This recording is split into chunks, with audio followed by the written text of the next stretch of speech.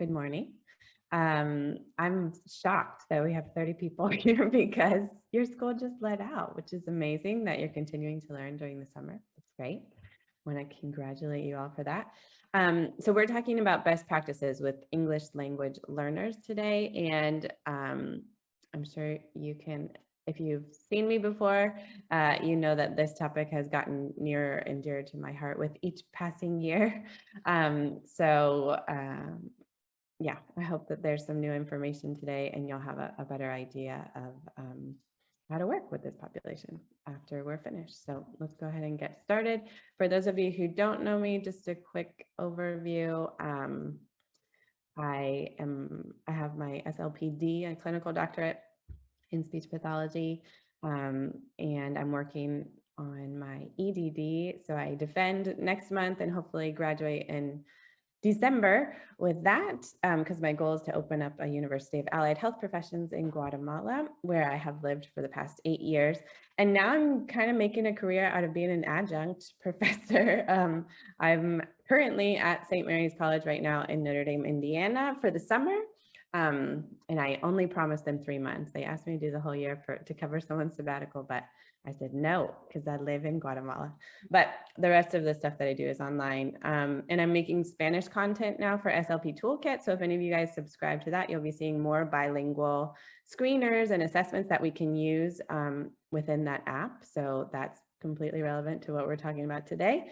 And I supervise at a couple of places in Guatemala, Down Guatemala for children and adults with Down syndrome, and then children and adults who are deaf, blind, and have multiple disabilities at Fundan. And then we started the Association for Speech Therapists in Guatemala. So yeah, lots going on always, but I'm super excited to have a variety of things to do all the time. Okay, so I see that lots of people are being really shy about their cameras, which is fine, but do you guys know how to use the reactions on there? Does it show up on your side of the screen? If you click on, I don't know, more, because I see it differently as a co-host. Yes. Okay, Claire, where'd you find it? Can you tell us, Emily and Claire? When you open up, it says, okay, so like you have your mute, stop video. It's all the way, leave is on the far right. It's next to it. So second to far right on the bottom. And it says reactions. That's yes. What you click on? Okay. I could have explained that better. Sorry. That's okay. And you have the thumbs up. Do you have a yes or a no one on there too? You only have thumbs up or thumbs down? up and clapping is what I'm seeing. Emily found a yes. Where'd you find that one, Emily? It's still under the reactions. It's just a row below it. Okay, so right under that. Oh, on a Chromebook, you can't do reactions? What? Chromebooks, they always have something different. Okay, I click on participants and there's another one for me that says reactions on there. So I don't know. But for those of you who do have reactions, you can do a yes or a no. And for those of you who are on Chromebooks, please use the chat to answer these questions, because I need to know. It's going to really help me to cater this more to you, depending on these answers. So tell me, how many of y'all are bilingual? So just say yes or no in reactions if you're bilingual. Wanda's sad about that. It's never too late. I started learning Spanish at 20. Hey, Marty, come here. Oh, who's talking to us? Farron's talking to us. Okay. Tracy says she doesn't have reactions, but it's okay. Put it in the chat if you're bilingual or not. Okay, so I only saw one person, but I don't know if that was a mistake because then it disappeared. Okay, so we're looking at monolingual perspectives here. How many of you currently have bilingual children on your caseload? That would be more. Yes. Okay. Lots of people with bilingual students. Emily is raising her hand. Okay. All right. And 2 who only speak Spanish. Okay. So that's, I didn't even ask that. How many have monolingual children on your caseload? So yeah, so bilingual or English language learners, that's what we're getting at here. And how many of you have had the experience of being in a place where you didn't speak the language at all? Have you ever gone somewhere where you were the person who didn't know the language. Okay, good. So as long as we can relate to that, even if we're not bilingual, we can relate to the fact that we've been in a place where we had no idea what was going on because we didn't speak the language. So you know that students are coming from all over the place, and it doesn't matter where you are in the United States. There's so much diversity and so many different languages being spoken. So we're going to look at that a little bit more today. So here's our plan for this morning. We're going to talk about what are the characteristics of English language learners. We're going to look at, hang on, let me clear the feedback on here. We're going to look at what ASHA says about English language learners, because there's been a lot of stuff that's been published about it. We'll take a break in the middle. Then we're going to look at assessment. So what does assessment look like for our English language learners? It's very different, but the practices are best practices for everybody. So it's really more about doing a really complete evaluation and being sure that we're not over-identifying students or under-identifying students. And then at the end, we're going to talk about some different tips and resources that we can use to help you plan your intervention from there. Okay, so let's start with the terms that are used to describe this group of students. Right now, the term ELL, or English language learners, or EL, which is English learners, is talking about anybody whose first language is not English, but they're learning English. So some states actually right now, California, and yeah, I mean, California has the highest population of bilingual people, and they use EL, they use English learners, which I don't know if that's going to be something that's adopted in the future or not, but EL or ELL is the current federal term used. You might still hear some people say LEP, which is limited English proficient in some contexts, but that's considered less PC, politically correct. So many acronyms. So we don't really want to call someone limited English proficient because it's kind of outdated. What's the term that's used in Kentucky or your region or school district? You can type it in the chat box if you know. Do you guys use ELL? What are your programs called? EL, ELL. Okay, so you're using both of those. And a thumbs up. Okay, great. All right, then cool. So you guys are using what the federal term is being used right now. All right, so according to Vanderbilt University's Peabody College of Education and Human Development, 400 languages are spoken in United States public schools. 400, that's amazing. 1 out of every 5 children in the United States, like in public schools, is bilingual. And for places like California and Texas and Florida, that number is actually 2 out of every 5. So that's a huge percentage. And as a group, we've got 85% of the students in this ELL category are Spanish speakers. They're native Spanish speakers, and 75% of those are actually bilingual. But that's 10% of the kids, like someone told us, who was that? Wanda told us that they only speak Spanish. So there's 10% of the group that is just purely coming in just with Spanish or in zero exposure to English. We know that 95% of our ELL population, oops, I spelled Vietnamese wrong, is speaking one of these 5 languages: Spanish, Vietnamese, Hmong, Chinese. Oh my gosh, sorry, I'm having problems with spelling. And Korean, so 95%. Have you heard of some other languages spoken in your area? What kind of, can you put it in the chat if you know how to spell it? That will be a challenge, but clearly I'm spelling challenged as well. Tell me what other languages you've seen around your area. Burmese, okay. Any other ones? Swahili, Karen, whoa, what is that? I've never heard of that. Zuma, Arabic. Emily, where is that one spoken? The one that starts with a K? And Claire? I believe the last time, I think Bowling Green has a large refugee population, so we get a wide variety of languages and stuff from everywhere. So that one's one Wow. of the rarer ones, but I believe at one point we've had to find an interpreter for that language. So, and Do I you know could have what country? butchered that spelling, so it's probably a different word, but It's Karenian, it's Burmese. A It's lot of the Burmese have different dialects of different, so it's one of their dialects that they speak. Wow. Cool. That's awesome.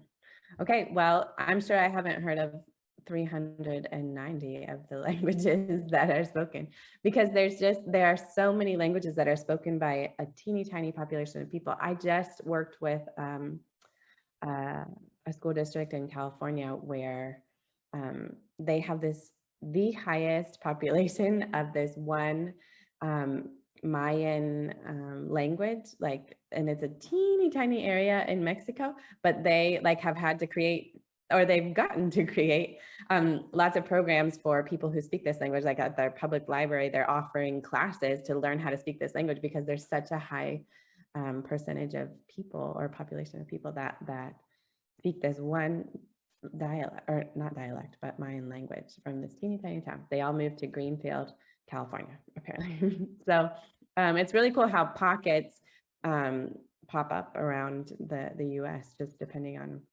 where people have migrated to. So if you've had students from Mexico or Guatemala, you might already know that Spanish is not the only language spoken in this area.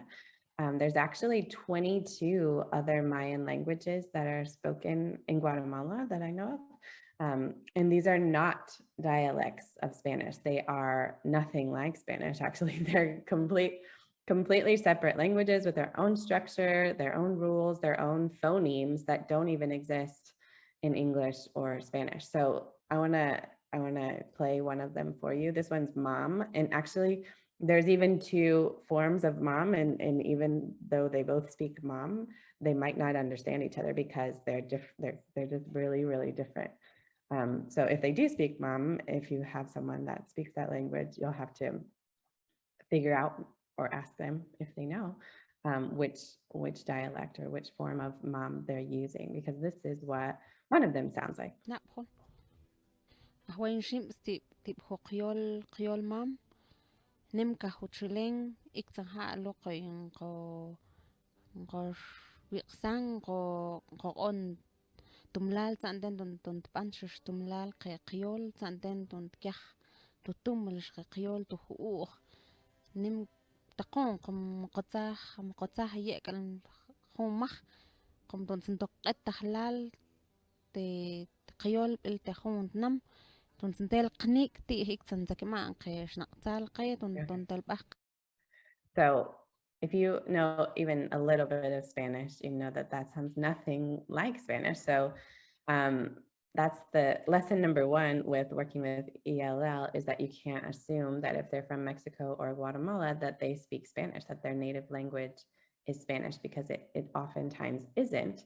And so if their native language is a Mayan language, then they might also speak Spanish, but Spanish is their second language. And then if they're learning English, that would be their third language. So we're not even comparing. We would say L1, their primary language, and L2 would be the second language that they've learned.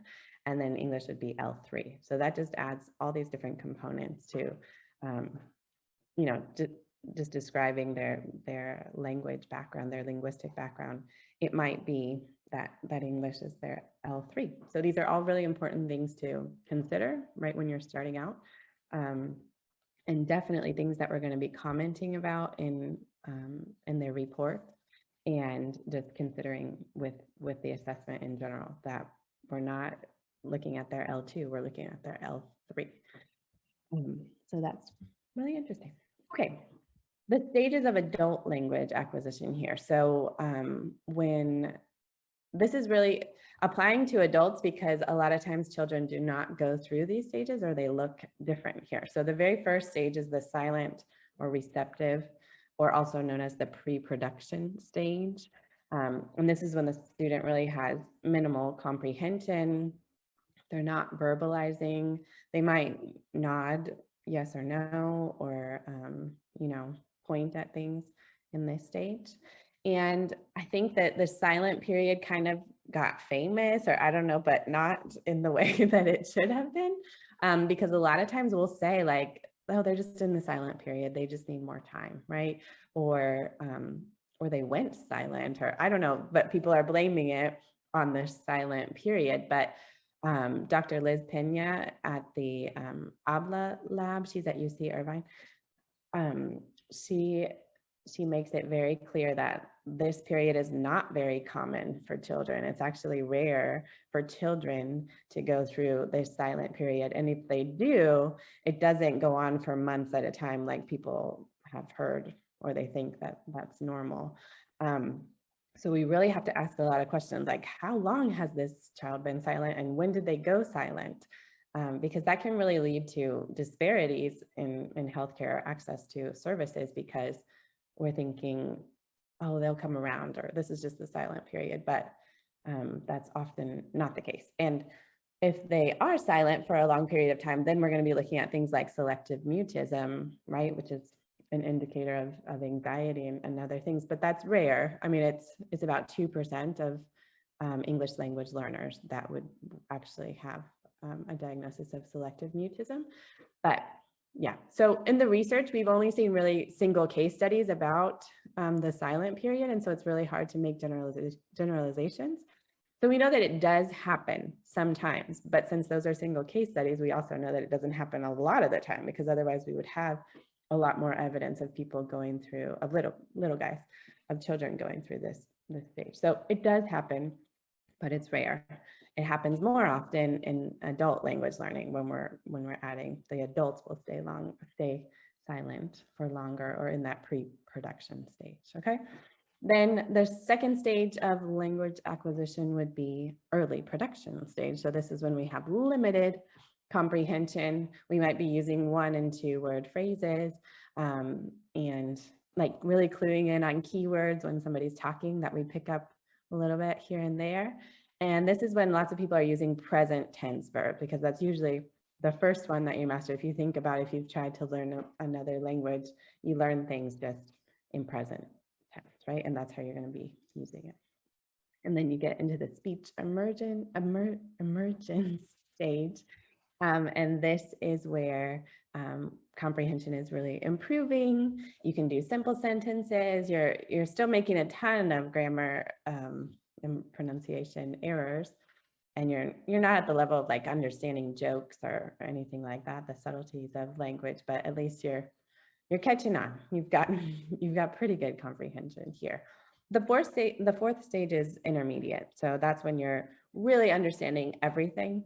And this is where a lot of people say that, like, I understand everything you say, but still sometimes it's hard for me. I still make grammatical errors, not as many as before, but you're definitely understanding a lot more than you're speaking here, but you're able to carry on very basic conversations and get along pretty well. And then level 5 then is that near native level of speech, where you're completely bilingual at that point.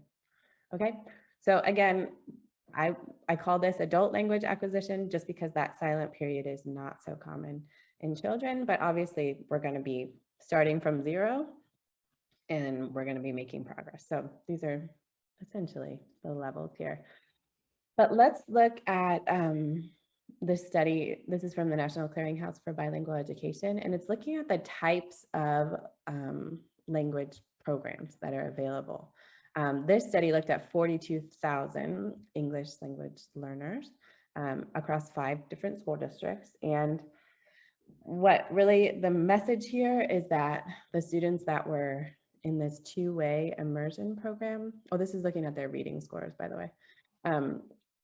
So the ones that were in this 2-way immersion program, which is also called dual language immersion, that they made the greatest gains on their standardized reading assessment. So this 2-way immersion is referring to when the instruction is provided to all students in 2 languages. So if you're thinking about Spanish and English, that they would be receiving all of their instruction in both languages. And the objective in these two-way immersion programs, or these dual language immersion programs, is full bilingualism. Like, they believe in being fully bilingual in both languages. And this is where we're seeing the highest growth. And this might be counterintuitive, because a lot of times we think like we've really got to drill the English so that they get better at reading, right? But we're showing that when you actually present the information in both languages, in their L1 and in their L2, we're actually seeing the most progress across the board. So that's interesting. It's really interesting. Do you guys in your areas, in your school districts, do you have these kind of programs where the objective is full bilingualism for ELL students? Do you have dual language immersion or two-way immersion programs? You can write it in the chat. Most districts are using like the ELL like pull-out programs, which means that the English instruction is provided in English only, and it's kind of like a separate thing. Like they might call it ESOL, English for speakers of other languages. Do you guys have that? Anybody? Okay, so you're doing ESL, the pull out for that. Okay. Does anybody have the dual language? Is that not a thing in your area? There are some places that are really doing that a lot more, because we have a lot of research that shows that it's good. Okay. So it's still pull out. Anything bilingual? Okay. Sometimes it's like an competitive thing. Like in Dallas, I know where my siblings live, it's like there's a waiting list a mile long to get into the dual immersion programs, because they want their children to become bilingual, to learn Spanish or something like that, or Chinese, or there's a Mandarin program that's there too, or German, there's a bunch. And the idea is that we know that if we provide instruction in both languages, that they're gonna make gains in both languages. So Wanda says, I wish it would make a lot of sense. I don't know that there are many teachers who are bilingual that could teach it. Yeah, that's a huge thing, right? You can't open a program in an area unless you have people qualified to teach in both languages. So that's definitely an issue. Okay, so these ELL programs that are being provided at your schools, then this ESL or ESOL really has the goal of English proficiency, right? So it's not really seeing the value of being bilingual, or really helping a person be fully bilingual in whatever languages they are, right? And I think that we're probably relying on, if you do have just ESL programs or ESOL programs, that means we're relying a lot on or we're putting a lot of the burden, I guess, on those teachers. And I think that's going to lead to more over-identification and burnout and all of these things for those teachers, because we're relying on them so much. You might have bilingual aides or paraprofessionals who are working with you, and yeah, we'll see what happens with that. That'll be interesting to hear from people later.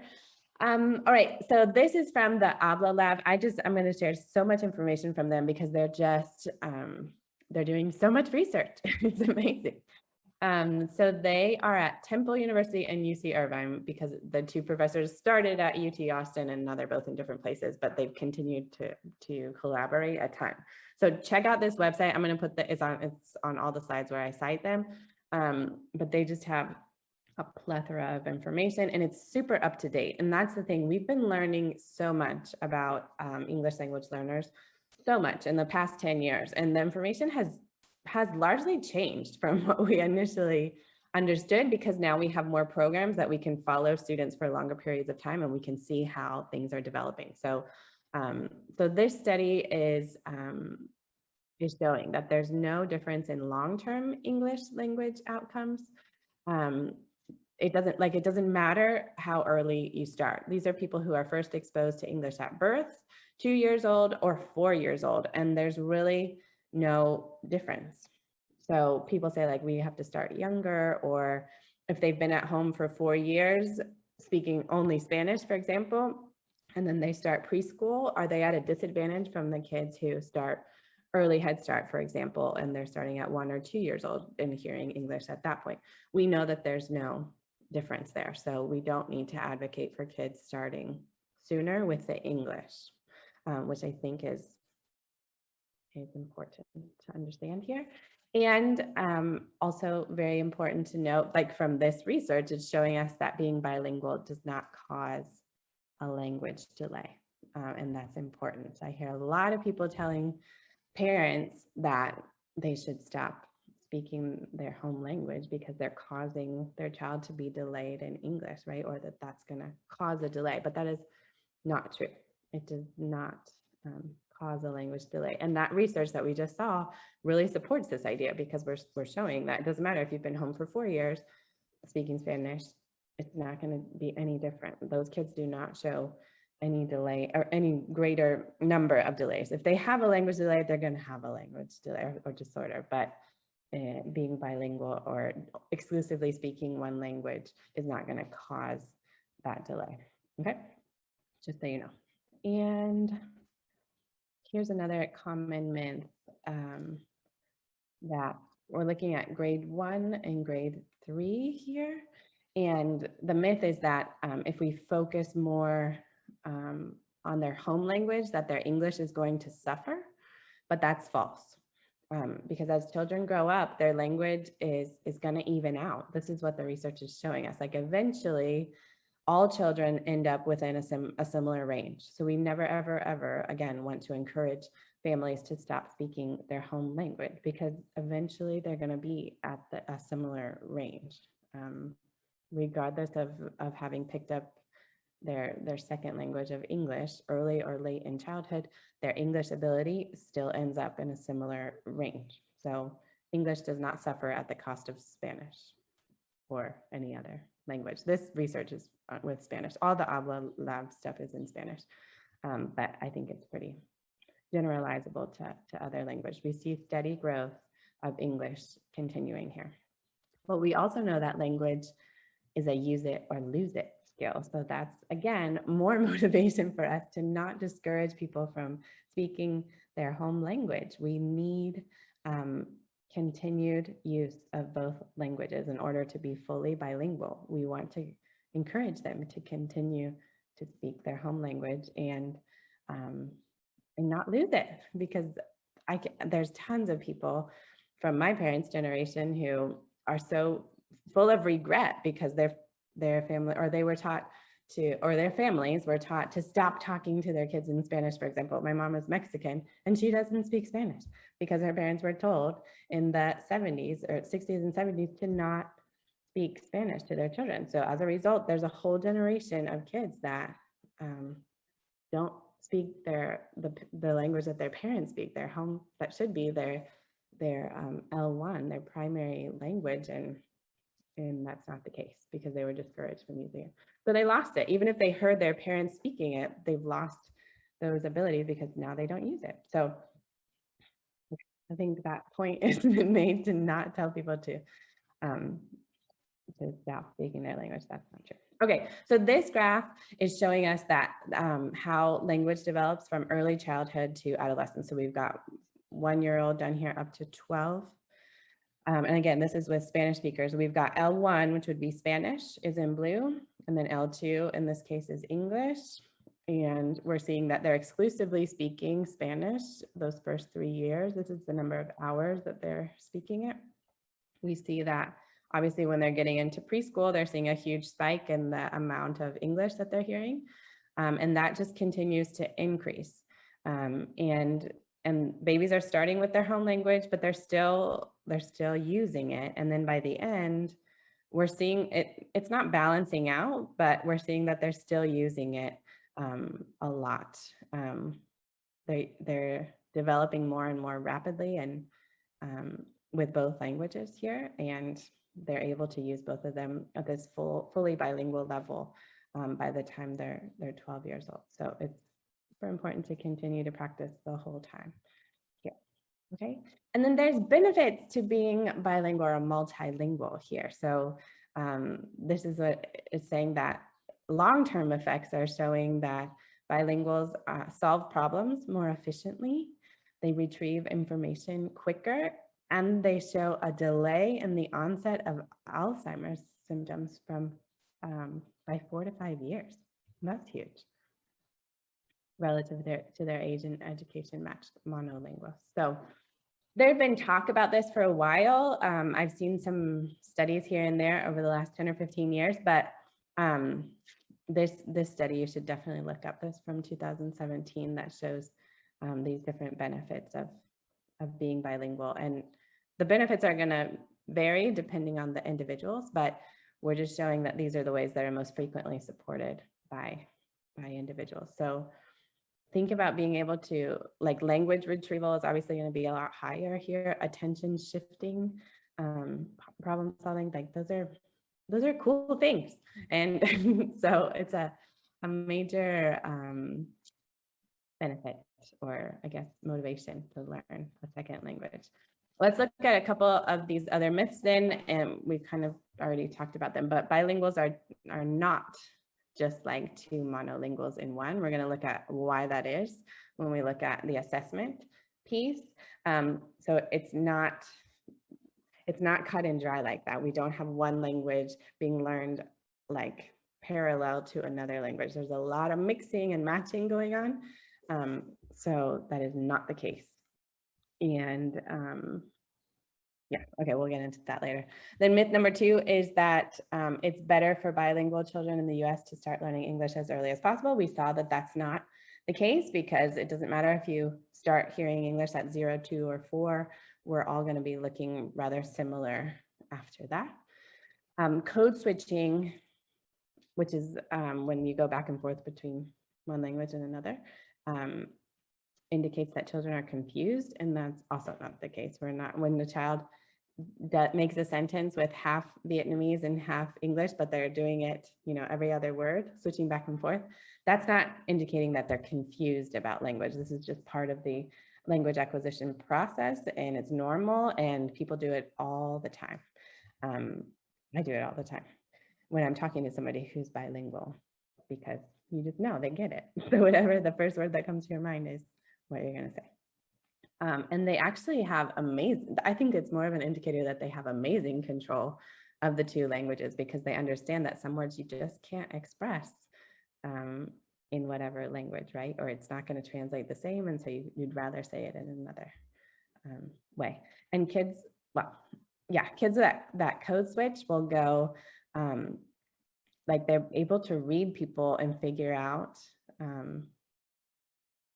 they can just turn it on and turn it off depending on who they're talking to, this code switching ability. And they've got this ability to shift their attention and sort through languages. And that just only gets better, or you refine that skill as you go on.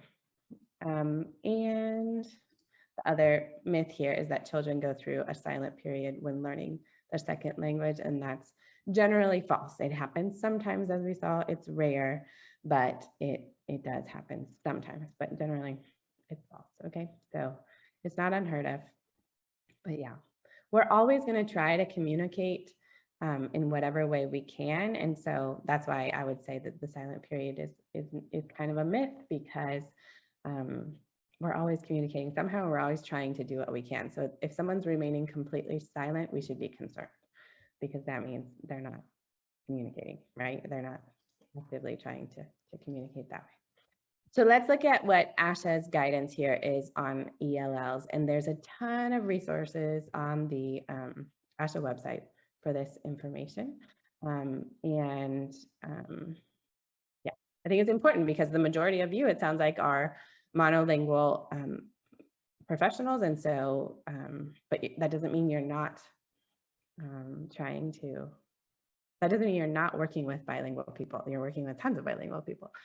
And it seems like SLPs are being asked to, when there's not enough bilingual speech pathologists or not enough ESL teachers, I feel like SLPs are getting asked more and more to take on that role of the ESL teacher. And so ASHA came up with a technical report, like a position statement that shows, here, this is what it's called.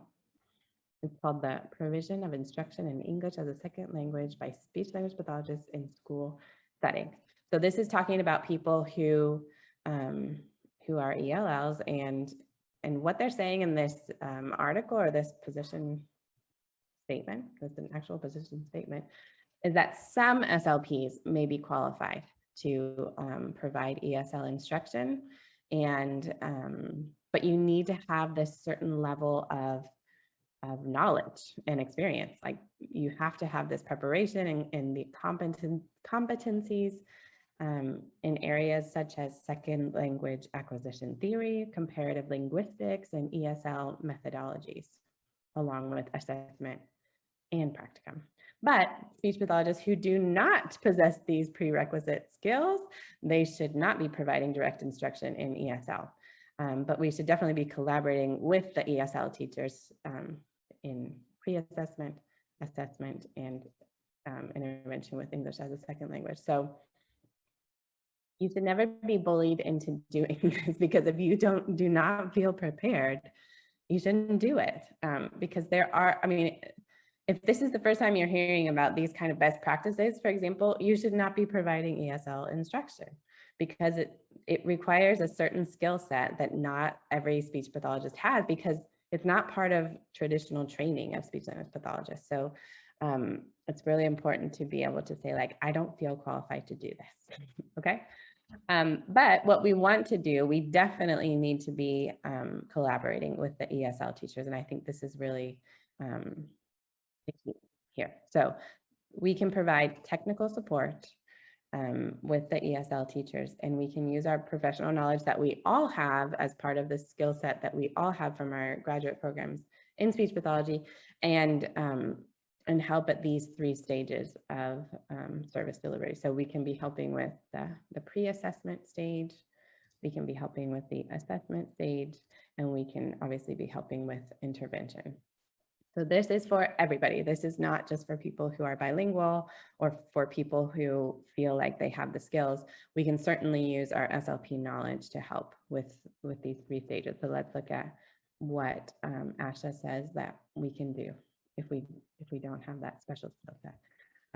So we can collaborate with the ESL instructor on things like language development and code switching in children who are developing English proficiency. So this is,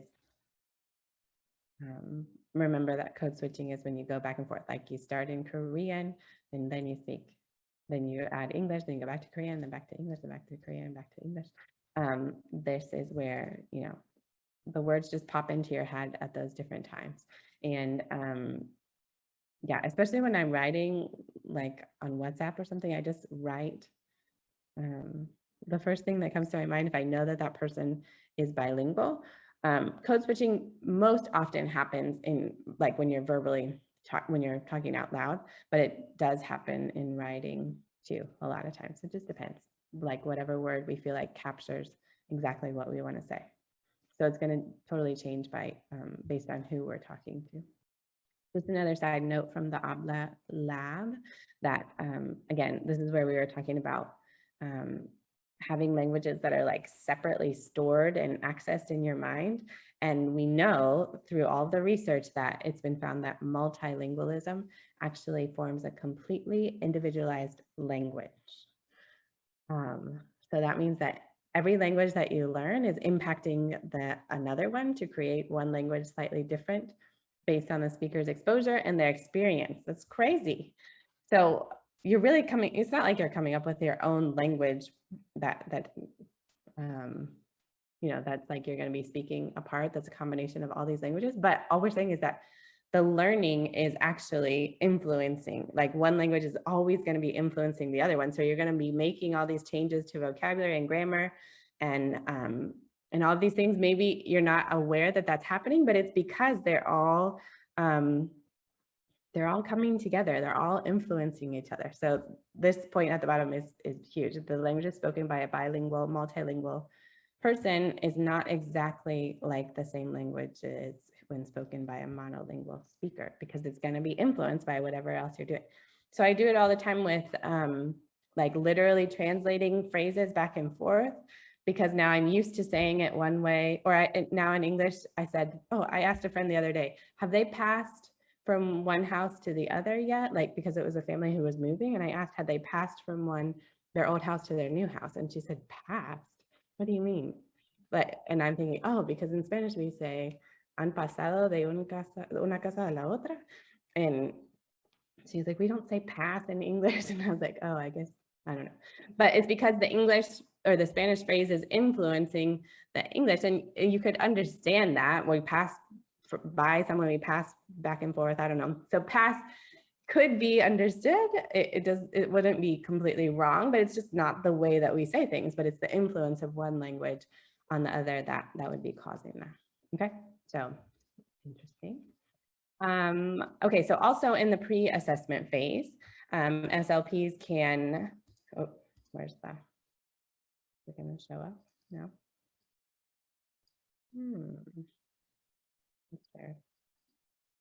There it goes, okay. We can be providing data to the ESL and gathering data to the ESL instructor. And so that means we can be looking at, whoops. Sorry, I don't know why all the clicks are necessary. There it is, okay. So we can be looking at patterns of the first and second language development. So we can be writing notes about what we see, the way that their language is developing. We can be doing these observations in the classroom. We can be asking questions about how they're using language at home. And we can provide that kind of data or work with the ESL instructor to figure out what's going on between the two languages. And then if an assessment is warranted for the student based on those pre-assessment things, then we can definitely be consulting about the type of testing that's being done, like the performance that that child has had in their ESL testing, and then also in the testing that's completed by the SLP. We should definitely share these results after the assessment to talk about the child's performance on things. And then we're going to be collaborating with the ESL instructor to develop our plan for intervention. And we should be working side by side and deciding, okay, this one's more speech pathology because this is more the disorder that we're trying to work on. And then which things are going to be designated for ESL instruction, because that would be more of the language piece, the language learning piece. So we're teaching the English language in that sense. And so that's why it's really important to meet and talk about those things. We also want to talk about adapting the curriculum. Because in the IEP, we have to specify what adaptations we're going to make, what modifications we're making. And so if we're needing to modify assignments or tests or whatever activity, you can definitely be deciding that with the ESL instructor. And then we want to also consider the child's learning preferences. And so we do that with all of our students anyway, but looking at their individual needs and their learning styles and seeing the best ways that we can be helping them. And obviously our materials and strategies that we're using, we want to be on the same page from the get-go with the ESL instructor to make sure that we're aligning there. And then always, always, always involving the family, the caregivers into that child's program of instruction. So this is all at the assessment phase, how we are collaborating and supporting the ESL instructor. Okay, and then moving on to an intervention here. So if we are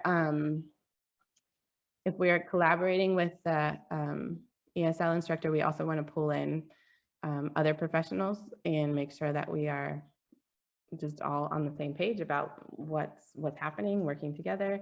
We want to look at timing with their English language instruction and their SLP instruction and see about like weighing the number of minutes and the what's it called, the frequency of the sessions to figure out if we are giving enough instruction of the actual language, if that's the main issue, and then deciding what's going to be appropriate for the student in terms of the SLP directed instruction.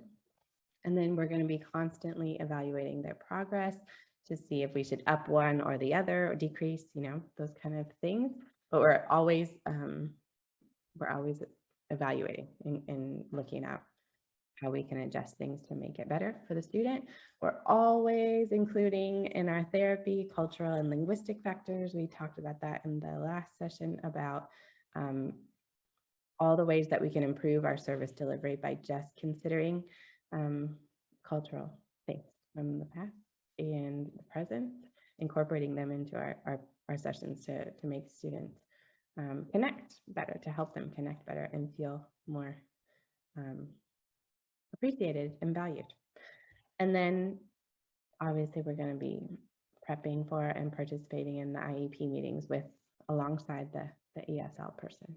Okay, so so these are the ways that we're really expected to collaborate as monolingual SLPs.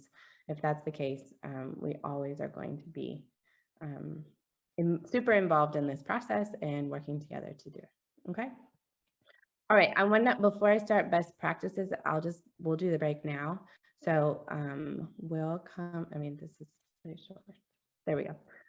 So we'll just take 10 minutes right now and come back and then continue on with our best practices for working with the ELL students and our assessment after that, okay?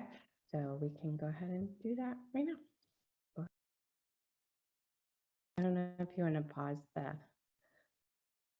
recording for that. Or the, oh, we're back. Great. Okay, so now let's talk about these best practices. We're going to go through kind of the combination of what would be ideal. We're going to talk about how to access the best things. So like, especially contacting translate or interpreters for your district. I want to hear from some people about what that process looks like, because I think it's important for everybody to know if you're not sure what to do, especially for those languages that are not as commonly spoken. So quick note here, just so you know, shouting at somebody in English does not help anything. I have seen this way too many times in Antigua, Guatemala, where I live. There are so many Americans or gringos that come down and I listen to them try to order or things like that, and they just shout, but the same English words, and it doesn't help at all, just so people know. Okay, so, okay, but seriously, here we go. What we can do as monolingual SLPs here. So again, back to ASHA, I think it's important to know what our responsibilities are as part of our code of ethics in providing services for people who are bilingual or don't have English as their first language, or these English language learners. The implication here is that if the professional feels unprepared to serve an individual on the basis of cultural or linguistic differences, then the option of an appropriate referral can be utilized. Okay, so that doesn't mean you can just decide that it's just going to be too difficult to communicate with this person or too difficult to find an interpreter that you can just say, I don't feel qualified, I'm going to refer. This is when you really have investigated all of your options, you've exhausted everything with, you've determined that you really are not the best person to work with whoever, the student or the family. And then you also have to consider abandonment here, right? If there's not another SLP in the area who feels qualified, but now with teletherapy, I think there's a lot more options with that for referrals, but it's definitely on us. If there truly isn't somebody, then it's your responsibility or my responsibility to investigate and read all about it and go and get trained about the best way to help that person. Sorry, they're mowing the grass behind me. I hope that it's not, you can't hear it too much. Okay. So yeah, so it's obviously best if we can find somebody who speaks the child's language fluently. And if that's not possible, you got to get that interpreter. So how do you find interpreters in your area? What do you do? What's the protocol? Does your school district, do you have a contact person at your school district? Does GREC help you? Or how do you guys find interpreters? You're welcome to unmute yourself to tell me or put it in the chat. Claire says we have a language line for interpreters. So you would just call, they hook you up with like someone, or they translate on the phone, or how does that work? Both of those things? So we have two ways. We can contact the I guess group that's involved with English learners, and they can find us a person that does speak that language, and a person will come and do our meetings on a typical year that's not COVID. Or we can call the language line that our school subscribes to, and then they will hook us up with like a language, especially if it's one that's not as common. And what district is that? Warren County in Bowling Oh, Green. it's the okay. So everybody on this call has access to that language line? Maybe. Emily says we have a request form in person. In Oh, for Warren County, in-person.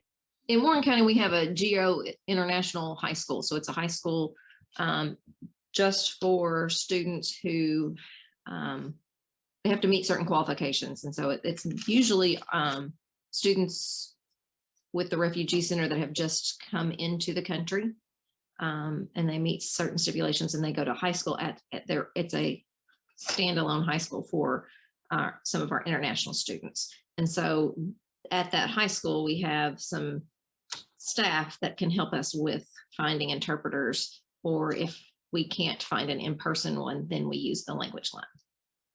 Okay, so the language line would be the second one, but your first one is trying to find somebody in person. Okay, that's great.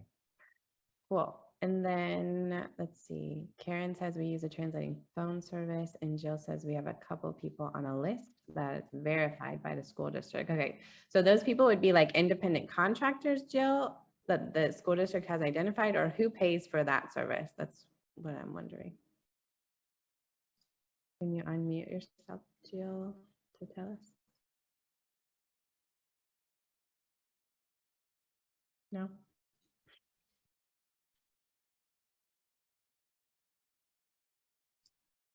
I don't know. Okay. Maybe she can't unmute. It's different, like Claire said, that they subscribe to the service. So the school district is obviously paying for that. But a lot of times, if it's like you guys said, that there's some hubs, or there's these pockets of places where there are a lot of people that speak a language that is a little bit rarer. So they might contract someone, the district might actually hire someone for like hourly to provide those services. So if you don't know how to find the interpreters, that's a good thing to figure out how to do, because that should be your go-to for sure, right? But obviously we're not going to be discriminating in our service delivery, and we're never going to deny services. If there truly isn't somebody else around, we've got to figure out how to do it, because we're definitely not saying that I never work with, I don't know, someone who speaks Somali or something like that, right? We don't want to ever do that. And this is from last time, but we want to make sure that we are always learning. So I think it's exciting every time I hear about a new language that I've never heard of, and I want to go research it. And that's part of our responsibility too. Even if you don't get excited about it, you still need to make the effort to figure out some things about that language, find any research that's been published that's going to help you evaluate better and understand a little bit more, or find some norms or something that's going to help you get oriented to this and be able to identify what those differences are, what are normal variations and what's not, even if you're not learning a whole new language completely. Okay, so again, we are obligated to provide culturally and linguistically appropriate services. We are considering how these communication disorders or differences might be manifested, identified, or described in the client's cultural and linguistic community. We are making sure that we are always understanding and appropriately responding to those unique combination of cultural variables, right? And the full range of dimensions of diversity that ASHA talks about between the clients and professionals and families, everybody, okay? And we are becoming aware of differences in the way that disabilities are talked about. I've been surprised to hear how things are described in different languages. Like just the way that we have different terms for disability and things like that. And we never use the word retarded now, but I'm thinking about in an interaction I had with a specific family, and that's how they kept describing their son. But that using that word just literally translated into other language, but it came with all the same connotations that that word has in English, and it was really degrading. And so paying attention to those kind of words and working through the interpreters to see what kind of terminology they're using, and that's going to contribute to the family's understanding of what's happening, right? Always asking specific questions and identifying their views about the problem, that all goes together. And then obviously we are always trying to make contact with the family and develop some sort of working relationship with them. So when you get a new student, you're going to do everything you can to contact that family through the interpreters and get all the information you can and get their side of the story and understand the background and the history, just like we would do with any of our students. And just because it's going to be a little bit more challenging to communicate with this family, that information is even more relevant when you're doing an evaluation with an English language learner. All right, so we need to know that history that you're going to be doing and that first contact with the family is going to help us kind of understand what their prior knowledge is, what their experience is. And if we think about that, you probably recognize this picture from an old version of a test for young children. And if you were born in 2015, it's highly likely that you've never seen one of these before in your life, right? Because now people don't have cameras and like these like disposable cameras. Like I don't think I've ever, trying to think about if I've seen that in a store recently. I don't think I have. Anyway, so you would should we expect that a child's going to know what this is if they've never seen it before, right? Probably not. Or this picture too is also on that same test. And if you're from Hawaii or Haiti or the Sahara Desert, it's also feasible that you would have no idea what this is. And the description is that you have the description of this item on the test requires you to have prior knowledge of like snow, what snow is, and that if it only snows when it's cold, and that, you know, you have to have, it has to activate your prior knowledge. And if you've never seen it before, it's not in your prior knowledge repertoire, then you're going to get this wrong. So that's why we really rely very little on standardized tests with this population. And it's not our norm. We're not used to that, but we really are going to have to look beyond standardized tests if we're really going to do an appropriate evaluation, complete evaluation for the ELL population.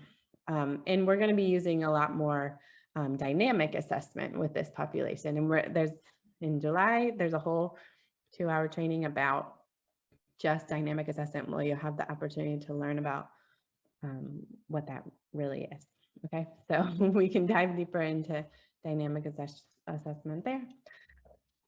But we know that our current assessment methods and standardized test norms are really over identifying children as English language learners, and anybody that's not from mainstream like language backgrounds are being identified as having a language disorder. And we're really throwing way too many kids into that category, when the reality is that it's probably a lot fewer kids that actually have the language disorder, and they might just have a language difference, right? So we're throwing them into the language disorder bucket when really that's not happening. But it's because we have this over reliance complex with our standardized tests in the whole diagnostic process. And I think school districts and IEPs are kind of forcing us that way, because they want to know standardized scores. They want to know, you know, percentiles and standard deviations and all of those things. And so if you don't have the data to calculate those kind of things, you're not going to be able to report those things. And so we're kind of forced into using standardized tests, even when it's not appropriate. But we really, really have to think beyond that and realize that we have to assess much more than what is on the test there, and get a better measure of that student, and do language samples and and all of these things to make sure that what we are reporting, what's in our written reports is data that is really valid and reliable and really gives us a good picture of what's happening. Okay, so this is why we really need to do that. So how do we tell if it's a language disorder or a language difference? Oh wait, we have a question. Wanda says, is this because people are using English assessments and having them translated versus using assessments that are written in the student's native language? It's a combination of a lot of things. There aren't a lot of tests that are in other languages, and so that's a huge thing. But yeah, people are just translating tests too and assuming that they're valid. But we'll get into why. Well, I'll talk all about standardized tests, so we'll look at that more. So the short answer to this question, how to tell between a language disorder and a language difference, is that when there are weaknesses in both languages, that's how we can tell. If we're showing a weakness in their primary language, their L1 and their L2 or their L3, we would see a weakness across the board. We wouldn't just see it in one language or the other. That's the short answer to how to tell the difference. And the longer answer is really understanding what is best practice then to be able to assess these individuals. So best practice for us is to use a combination of assessment techniques so that we can really get this understanding and understand what the child's current level is in both of their languages, but also understand what their learning potential is. And we do that by making sure that our evaluations always include dynamic assessment, language sampling, and standardized tests. So we're using a combination of these three things in order to get at, get a picture of how the student is actually operating right now at this moment, okay? So obviously we're also going to be using that extensive case history and parent interviews and all those things and incorporating the information all together, but it's a longer process. I mean, I contract with two teletherapy companies just doing bilingual assessments, and they know that I'm always going to take at least 3 hours to be doing these different kinds of things, these different components, because there's no way for me to confidently say or recommend therapy for someone unless I do the 3 steps, because with one of them in isolation, it's not enough information for us. And you really need to get the full picture to be able to not be contributing to this over-identification problem that's happening, or passing kids that need real ESL instruction into speech therapy where they're not going to necessarily get that, or definitely not at the same rate that they would if they were in more ESL classes that are just for that. Okay. So let's walk through an example of dynamic assessment. And again, this is something that we're going to be able to dive deeper into next month with the topic of dynamic assessment to really learn how to use it with students. But this is a good example from this 2018 article by Peterson, Gragg, and Spencer, and it's from Language, Speech, and Hearing in the Schools. So they did a quick 3-minute dynamic assessment task with kids in this study. And the kids were at the beginning of kindergarten. So the students were asked to decode 4 nonsense words. Then they were taught how to decode them. So they did it on their own independently without any direction. Then they were taught how to decode these words. And then they were asked to try to recode these words again. So basically what they're doing is measuring their ability to learn this new concept, right? So they started out with something they didn't know how to do, and they wanted to see how they do it without instruction. They gave direct instruction, and then they reevaluated. It's called the test, teach, retest. And that's what dynamic assessment is. So we're going to talk all about that next month, but that's the basic premise of it, is that you see how they're doing, you teach them how to do it, you see if they learned what you just taught.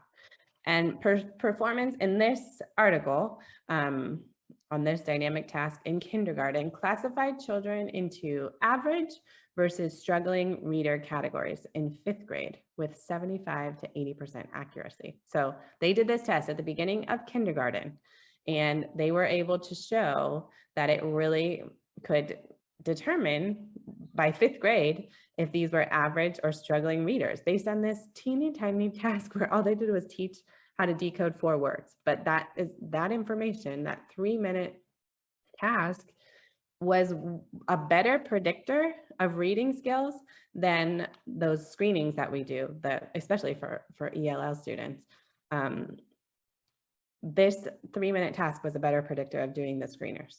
And that's huge. We know that dynamic assessment of decoding could save a ton of intervention time. Think about all the kids that participate in a screener of words at this level 1 or this first step of this study, and then they get classified as having a reading disorder, or they're not able to read, when you just do a screener that says yes or no, and it's only staying at this independent level. But if we take 3 minutes to see if they can, if we teach them, if we do a mini lesson and we teach them how to decode these words, and then see immediately after that if they're able to do it, then that's going to help avoid all of these, putting them in all these extra intervention things when they really don't need it. It was just a factor of either limited prior knowledge or that nobody's ever taught them how to do that. So this is the first time they learn. So what we're testing is their ability to learn, not their ability to read here. That's what dynamic assessment is, or dynamic tasks. So we're trying to sort out the kids who just have a lack of exposure, and we're trying to see how ready they are to learn something new, or how capable they are of learning something new. So this is huge. And again, 3 minutes, and we're going to go into that later. Okay. So dynamic assessment is what we're definitely required to do. So we're not just grouping kids into something when they just have a lack of exposure. The second thing we need to do is a language sample. There's a million places that you can find how to do a language sample. I'm just going to take these 4 steps so that we remind yourself how to do it. Especially for our ELL kids, I think it's important to record the samples. So you got to get permission, obviously, to do that. But every phone now has like a voice memo option on it. And if you're doing teletherapy, you can just record the audio file. You don't have to record the video. So even that is helpful to have you go back and listen to it. I think it's easier to, if you're doing teletherapy, it's easier to just be typing, have a Word document open while you're talking with the student, and then you can do that. But the goal for ELL learners is 25 to 50 utterances. And so we're just trying to get like an idea of the overall feel for their language. We're looking at morphology, phonology, pragmatics, syntax. You just want to be able to comment on all of those things, this overall sentence structure, and how they're conversing with you. And the ways to do that obviously are using a wordless picture book, or having questions like that, or prompts like, tell me about what you did this weekend, or if you could travel anywhere in the world, where would you go and why? Or if you had $1 million, what would you spend it on? Like those kind of open-ended questions to try to get those narrative samples. And if you guys have, again, I work for SLP Toolkit, but if you have that inside of there, there's a million prompts for how to elicit these language samples. So you're welcome to use those for sure. And then you've got to analyze your sample. So there's a lot of ways to analyze it, but if you're working with ELL students, there's a software called SALT. I don't know if you maybe looked at it in grad school or not. It's been around for a while. But it's saltsoftware.com, and I want to show you guys because there's some cool stuff on it. So this one has,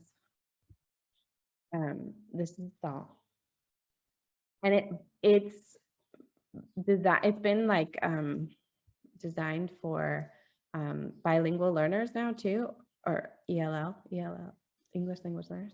And so you can type in, even if they like were code switching a lot and using some words in English and some words in Spanish, you can still input all of those things. And it's going to help you transcribe it. You can upload the file into here and then it will do it for you. It does require a subscription. So that's where I was going with that.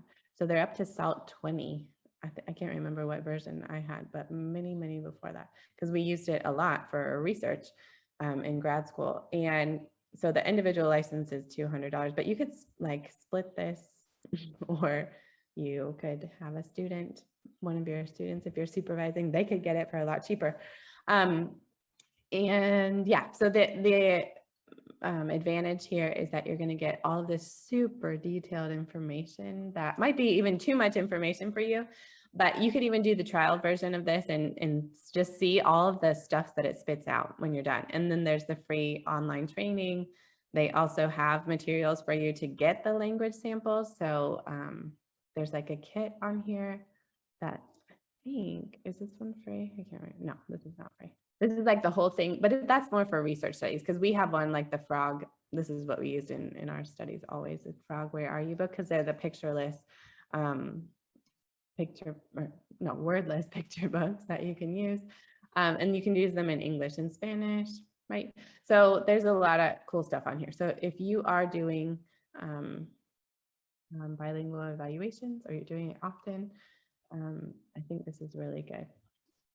This is another, they've got these resources on YouTube for Las vacaciones se hicieron para salir de viaje. The new SALT Story Elicitation program is pretty simple to use. Once you've purchased the program, you can begin a new session, enter your student ID, determine if you're going to use an in-person session or a virtual session. This just changes how you're recording the audio. And then you need to select the elicitation protocol. I'm going to demonstrate how to use a bilingual Spanish elicitation protocol, so Eric, our animated SLP, can do all the talking in Spanish for me. That's cool. I'm going to select Frog, where are you? Now we'll listen to Eric. Hola, me llamo Eric y me gustaría ver cómo cuentas cuentos.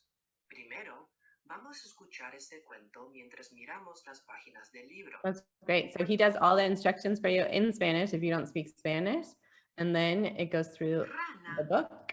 So all of this is virtual. So wow, that's amazing. And The you child can, is asked to take out the, like if you don't have a bilingual therapist that's available, but you're still wanting to get this information, this is absolutely worth it because it does the recording within there. And then you've got the materials on the screen for you. And then it's also going to analyze the sample for you. So that's like a whole virtual built-in bilingual SLP for you. And you know that this is going to be standardized. So this is the other huge advantage, is that you're going to be able to make comparisons, right? You're going to be able to do this evaluation and then 3 years later, do it again and have the exact same prompts and all of those things and be able to measure progress. So this is actually a really amazing software. So consider, I don't work for them and I won't get royalties, but consider looking at this because again, especially for our English and Spanish ELLs, this is amazing to do. All right. Now let's go back to, all right, I'll just share that part of the screen. Okay, so this is what a side-by-side language sample would look like. We've got, this is the frog and the dog story here. And what we're seeing here is when the student didn't know the word for frog in Spanish, she used the English one. So, el niño y el perro están mirando a la frog, the frog. And so you can compare things side by side when you're trying to take an English sample and a Spanish sample and try to get the information from that. But again, SALT or other, like doing these side by side analyses, SALT is going to do that for you too, and compare like the number of times that they switched or, you know, all the things that we would look at in an English language sample. They're going to be able to do that, but they're also adding in that bilingual component for you so that you can understand. We know that from research, there's a study from 2000 that that shows that there are qualitative differences between children with and without SLI or PLI, or what do they call it? PLI, primary language impairment, SLI, specific language impairment, or DLD, developmental language disorder is what today is what most people are calling it in the research. So there are qualitative differences between children with and without DLD in each language. So if we're looking at Spanish and English specifically, we're seeing that the errors in a bilingual child compared to a monolingual child are going to be different. There's going to be differences there. The child with language impairment, like true language impairment, they're going to use shorter sentences and more grammatical errors in both of the languages compared to somebody who is monolingual. But those individual differences are going to be unique in each language. So, but when we're looking at both languages, we're showing that they're using shorter sentences overall, and they're making more errors, but the type of errors is what's going to be differing between the two languages. Okay, so those specific errors are different, but overall, shorter sentences and more grammatical errors in both languages are going to show up. Let's look at how these differences in developmental language disorder manifest in Spanish and English, because that's where we have the most data. So most bilingual children will acquire both L1 and L2 just fine. So that's just straight off the bat.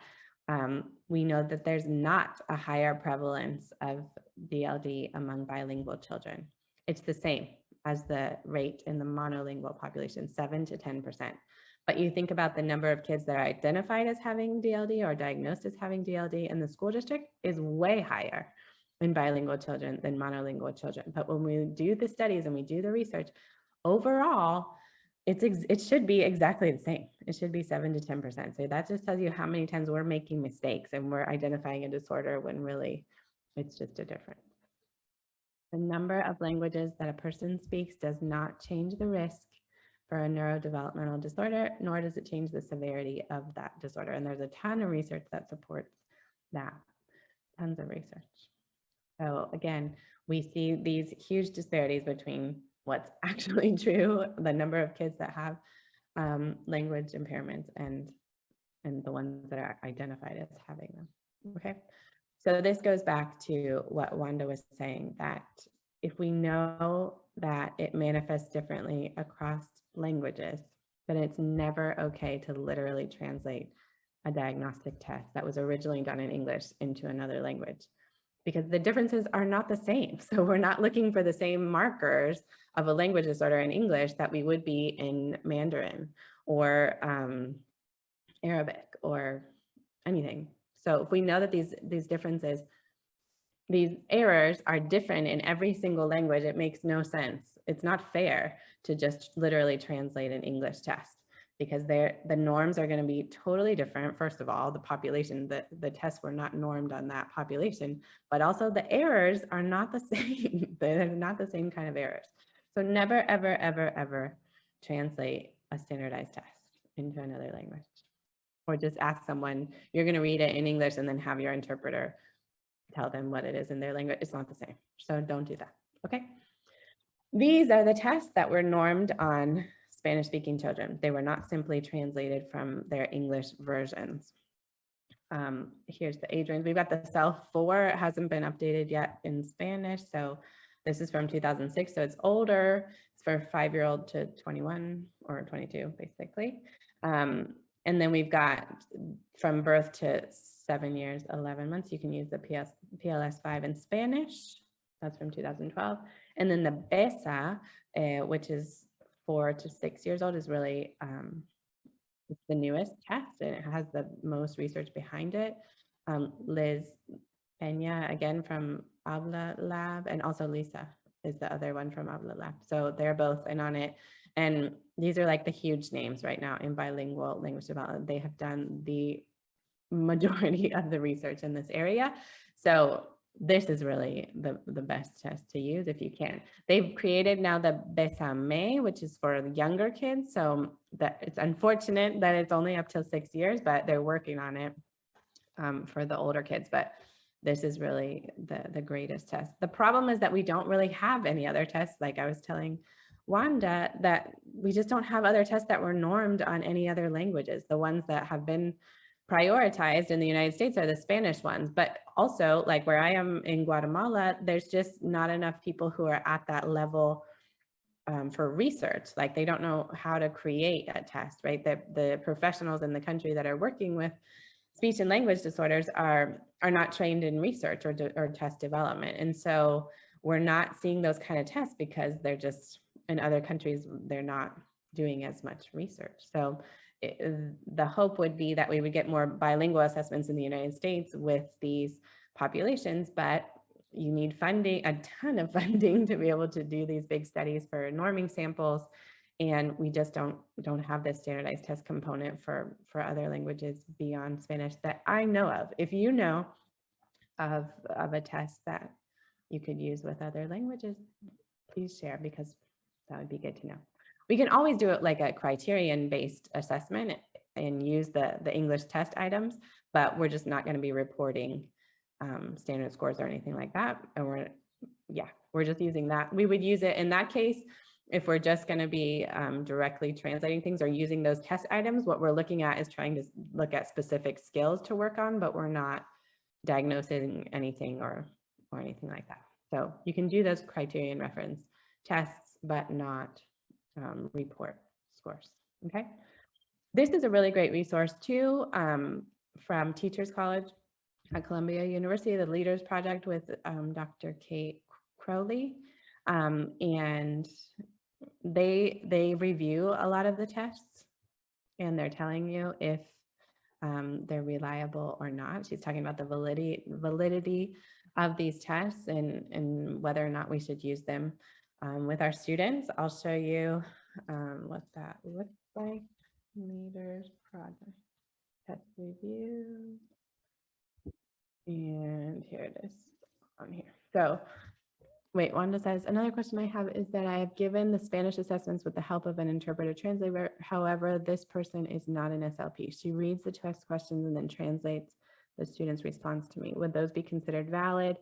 So you would just report that when you talk about the scores, because essentially it's not required that if you're there and you're present and you're doing the test items and she's like just saying the words for you, then that's valid, because you're the student is being presented the information in their language, and the information that you're receiving is also being translated.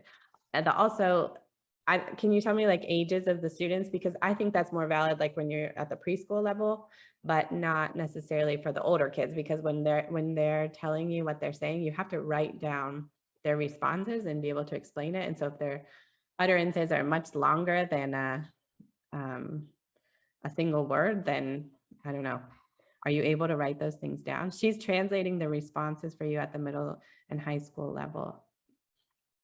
So that's challenging. Yeah, I was gonna say the SLP, if you're monolingual in that situation, you're really gonna need the interpreter to also record the responses for you. Or the alternative is having that person respond, but you're recording everything, and then you're using a service, or that person's going back and transcribing all of the words for you. And that's going to be really complicated. So validity is going to be determined by the quality of the analysis of that information. I would say the test administration part is valid when you're doing it that way, but are you really staying true to exactly what they're saying? And are you really qualified to analyze that sample? Or do you need to refer out and have a bilingual SLP do the actual analysis of that? That could be the other alternative. But that's really tricky. That's really tricky because, yeah, language is much more complex, we know. So again, Leaders Project here, if you're going to this website, you're going to be able to look at tests like the Bailey. These are not just tests in Spanish, by the way. So we're seeing how it applies to the other populations. So this one is the PLS-5 in English. It's really focusing on who the test was normed on and whether or not it's valid to use with other populations or not. So this one's telling you the standardization sample for the PLS-5 in English was normed on 1,400 children, and it was matched to the 2008 census, and it was stratified by demographic factors. English was required to be the primary language of all of the subjects. So there you go. That just dismisses everybody that doesn't have English as their primary language, right? For pre-verbal children, English was the primary language of the caregivers in the home. 3% were from homes that spoke a language other than English, and no note was made about if that was matched to the standardization sample of the US Census. So it shows this, 4% of children were using African American English, 5.8% spoke Spanish influenced by English, but we know that that is also going to be affected by if they speak any other language, like a Mayan language in their home. 4.4% who spoke Southern English, and less than 3% who spoke other dialects, okay? So that information is telling you that of those 1,400 children, which is not a huge sample, but for a standardized test, that's acceptable. But then a teeny tiny percentage were these things. So if you're living in in a place where they're speaking Southern English, that would be 4% of the sample, right? So, but you're comparing it to the population who doesn't speak that, you know? So even when we're in regions of the United States, those dialects are going to be different and there's going to be influences. And so you always should take the results with a grain of salt, because you're comparing it to the normative sample. Like that's what standardized tests are. You're comparing it to the sample that they use to create that test. That's how it works. So, so just always being aware of that. And then they give, it's super detailed, obviously. And then they give the bias factor here. So is there a bias? Yes or no? And this one says, yes, there's a bias with the PLS-5. It shows typically developing students with limited English proficiency may be diagnosed as having a language disorder when in reality, they are showing signs of typical second language acquisition. So that's using the PLS-5, right? Then they show the dialectical variations, and then the socioeconomic bias, and then prior knowledge and experience bias, like we saw with those pictures, that you have to have been exposed to a cold climate in order to understand this, or you have to, you know, they show you all of these.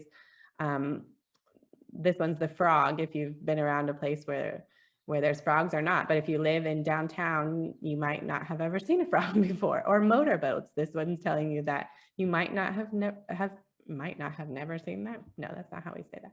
Okay, cultural bias, attention and memory. There's all these things. So it goes through these aspects, and I'll just tell you that none of the tests receive like raving reviews, because there's always limitations and biases, but it's important to understand those and try to pick the least, the lesser of the two evils, right? You're always trying to figure out which test is most representative as we possibly could be when we're using standardized tests. Okay, so use this resource, check it out. It's all the tests that you're using are going to be on here. So great resource to have. Okay. So back to this. Okay, so going back then to the BESA. This article that's showing identifiers of language impairment for Spanish English dual language learners is from Language, Speech, and Hearing Services in the schools. And it shows really, really high sensitivity and specificity numbers for identifying language impairment in bilingual children using the BESA, along with a language sample. So again, it's the combination of the standardized test plus the language sample. So we know that language samples are crucial in deciding if a child has a true language disorder or language difference, but always with a good standardized test. And if you have preschoolers, this is the one. Look at this, a sensitivity of 93.3% and specificity of 86.7. That's really good. That's really, really good. So identifying language disorders in this population. The BESA, I think, is $500, and I bought it with 4 other people, and we just pass it around based on who needs it, because we don't always have preschoolers that we're evaluating, but this is the very best tool. I mean, there's just no denying it, because it just has, they have been so meticulous about who they chose as their sample. And they're norming it in different countries too for use outside of the United States. Like it's already done in Mexico. They've normed it on monolingual Spanish speakers in Mexico, and then bilingual speakers in Mexico. So, and we're gonna do it for Guatemala eventually. So here we go. This one is another test that you might have seen, the CPAC-S. Have you guys seen that laying around in your schools? No, okay. This one also does have some research behind it. There's some not as amazing as the BESA, but you're still getting a lot of good information. This is contextual probes of articulation competence in Spanish. And we're seeing we're seeing this other one that just came out. Have you seen the BAPA?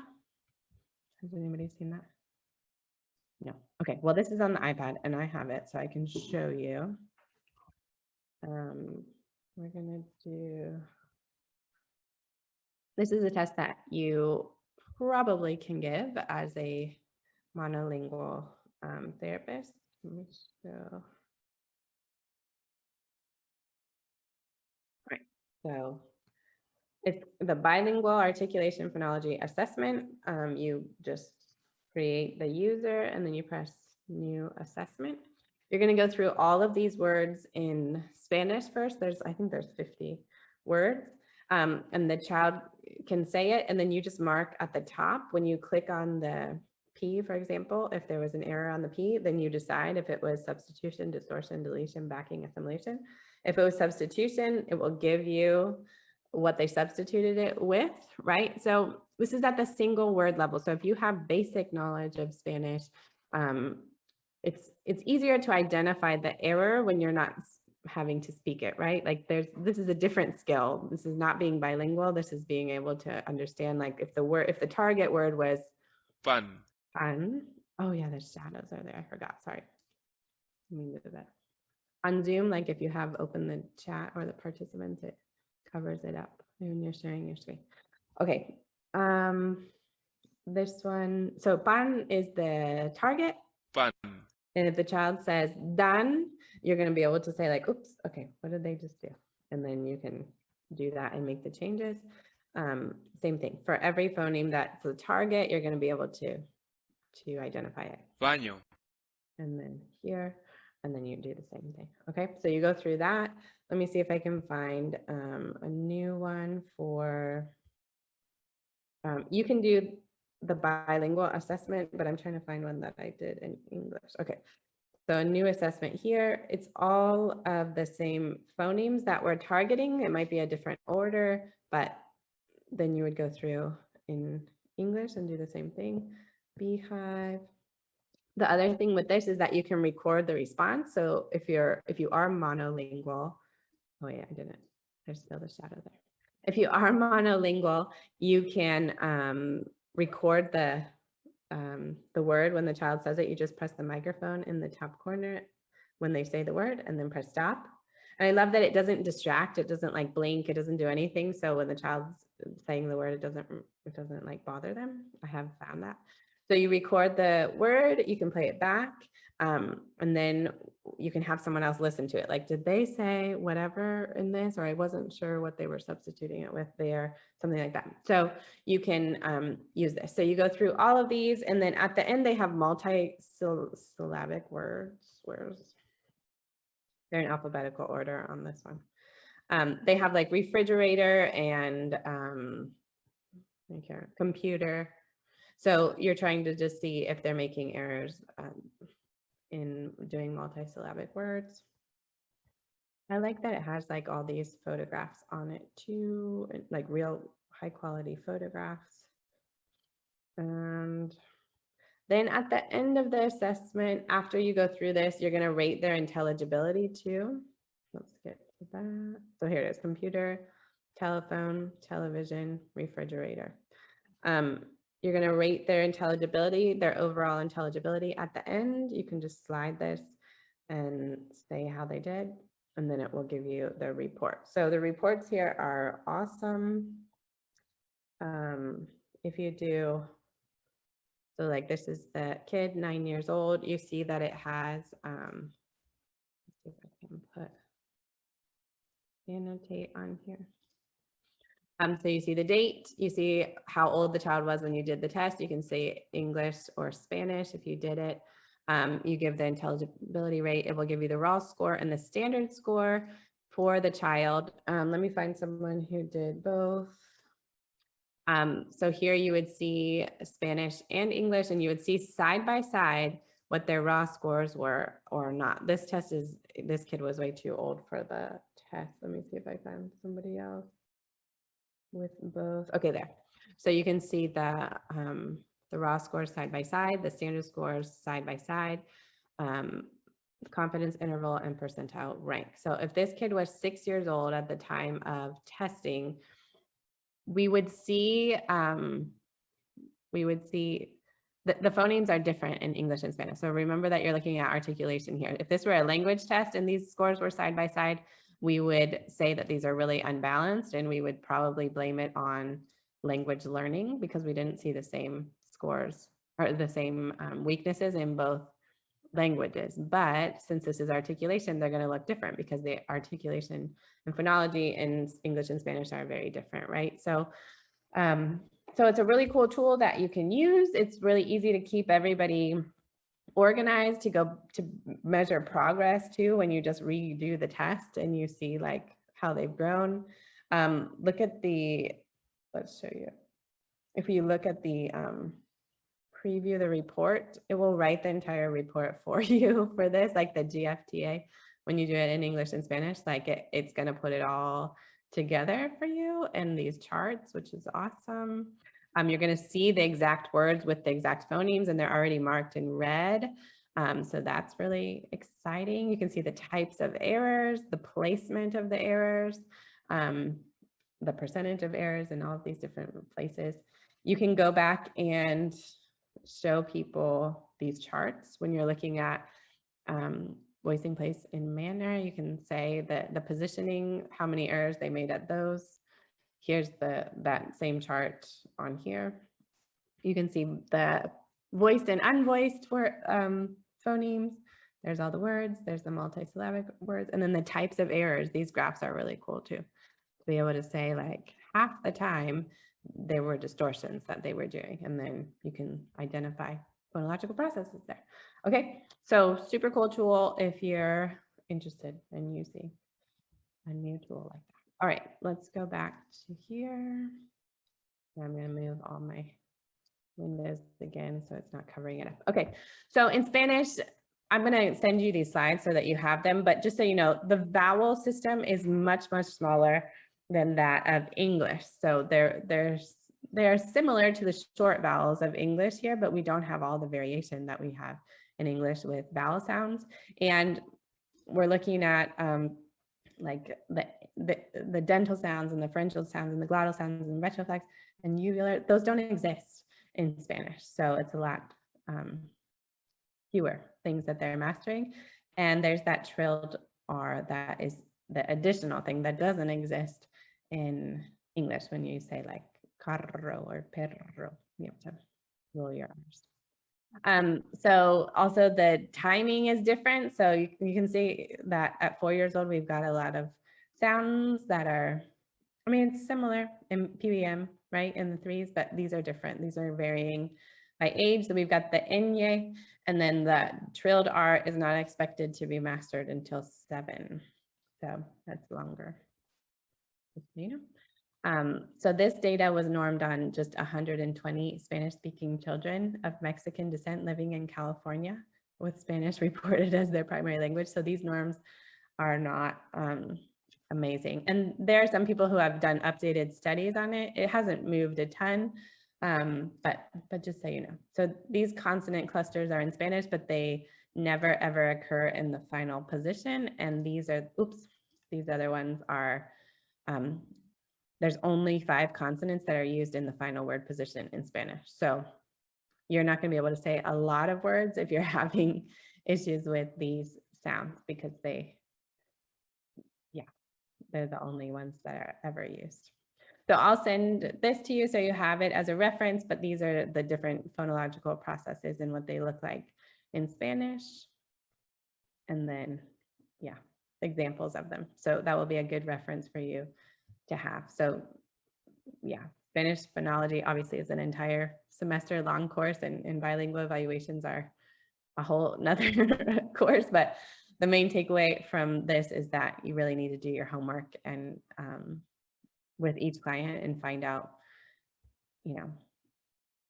how to surround yourself with all the people that are going to be able to help you do a valid assessment of this information. Okay. And hopefully, again, we've understood by now the importance of really taking the time to learn more about the linguistic backgrounds of the families. You absolutely need to write about that and comment about it on your reports. And the other thing you need to do is comment about how an interpreter was used in your session. And I don't know if you actually know that there's 3 types of jobs or types of services that you might need when you're doing these bilingual evaluations. We have interpreters, transliterators, and translators. I don't know if you've heard of this. So an interpreter is going to be a person that's interpreting, conveying spoken and signed communications from one language to another. So this is basically verbal, but what Wando is saying about using the interpreter to express the test items in Spanish when they were written in English. And then a transliterator is a person who's trained to facilitate communication from one form to another form of the same language. So this would be mostly for the deaf and hard of hearing who use oral or cued or manual communication systems. So you're going between one or the other there, like the form of the same language. And this is different from people who are interpreting because they're interpreting from one language to another, but this is like within the same form of language. And then we have translators who are doing the written text. So you're going to need an interpreter for administration of the test and for the IEP meetings, but then you're going to need a translator or a translation service who's actually going to translate the actual written IEP from one language to another. So I'm sure that it's oftentimes not the same because like the skill of being able to interpret in the moment when someone's talking to you is very different from the skill of translating written text. And so a lot of interpreters do not feel qualified to be translators of written text. If you ask them like, can I send you my report that you can translate? They're going to say no, a lot of them, because they don't, it's a different thing. Okay, so just a couple of tips for working with interpreters. You want to make sure that you're still talking to the client, especially in these IEP meetings. We're not talking to the interpreter. We're talking to the family, and then the interpreter is just going to chime in and translate it for you. But you don't want to lose that connection with families. You're making eye contact, or if they don't like eye contact, that's a different thing culturally. But you're talking to them. Your conversation is with them. Try to use simple enough language and vocabulary that's really easy to be interpreted into another language, because a lot of our interpreters are family members if we're in a pinch, right? And so they're not going to be familiar with all the technical terms that you're using. And we don't want to lose the meaning there, especially if you're trying to describe the skill set of a student. You want to be really specific, and you don't want to use really big terms that the interpreter may not understand exactly. Okay. And I would use Google Translate as a last resort, because literal meaning is not always what you're going for. And I'm sure we've all had those instances where we've sent a note to a family and realized, like, after the fact, that what Google Translate said was not exactly what we wanted to say. Okay. And yeah, these are the disclaimers that you're including in your report. So we're always saying if an interpreter was used or not, especially if we're monolingual SLPs. We want to make that very clear that we use that. If you do speak the language or you have a little bit of knowledge of it, report that. I mean, say like the SLP has basic knowledge of Spanish phonemes, or the SLP is at the 1 or 2 word level with whatever language, so make comments about your own fluency level and be transparent about that, so that we know. And if you didn't use an interpreter, you've got to explain why that was the case too, that you felt competent enough to do it, or that someone wasn't available, or I don't know, those things you just need to make sure that you report there. You've got to talk about the ELL level of the student. So if they've had certain number of years of not intervention, but classes, ELL classes, ESL classes, and the amount of time, like frequency, all of those things you want to talk about in your report. And you want to describe all the ways that you assess this child. And it's not just standardized tests there, right? You're going to describe why you use those other forms of assessment to help this child. And you don't want to include normative data if you were using a test that is not validated or normed on this ELL population. So you can talk about it as a criterion reference test, the kinds of things that you did, but we're not going to report those scores. As much as they pressure you to do it, you say, I'm not going to do it. I've seen now on IEPs where they have like the clause on there that says, like, if a standardized test wasn't used, are you confident that the results that you've come up with are valid or something like that? So you could still qualify a student without reporting those standardized scores. You've just got to look for those like exceptions on there, and that's what you've got to do. Okay. All right. So I hope that you've seen that this process of evaluating the skills of English language learners cannot have any holes in it. We can't risk misdiagnosing students as having a language disorder when really it's just a difference, or calling it a difference when really it's actually more than that. So you really can't skip any of these steps, because it's going to give us the wrong impression of the student. And we really want to be careful that we're only identifying students that actually need help and what kind of help they need. Okay. And being monolingual, we're limited in this. It's just the truth. And if we don't truly understand another language or speak another language, it's really a tricky task. And so our real goal here is to surround ourselves with people who do know how to analyze the information for us. Okay. So I'm also going to include this. I mean, I'm sending you these slides, but remember that Leaders Project is a great resource. They had that test review, but they also have a million other resources on there. So take the time to go through that. They have so many free things that you can do. They also have the Bilingual SLP Extension Institute that now they're doing online. It used to be just in person. So if you're interested in really understanding this at a deeper level, it's a whole long course to understand. And it's not just for bilingual SLPs. It's getting information, it's understanding how to do a bilingual assessment. Then we have the Habla Lab that we've been citing a lot today. So you can go to hablalab.wordpress.com. They've got a lot of resources there. Also, this week in the Clinical Research for SLPs Facebook group, they're talking about this topic. So you'll see snippets of information. Some of the stuff that we've shared today, that's reiterating the fact that it's necessary to continue speaking whatever language you speak, and it's not a bad thing, and all information about multilingual and bilingual students. So check that out too, if you're not a member of that group yet. Okay. All right, that's what I have for you today. Christina has put in the chat the attendance and how you can get your CEUs. You're welcome in Guatemala anytime. And if you have any questions, I'm happy to answer them too.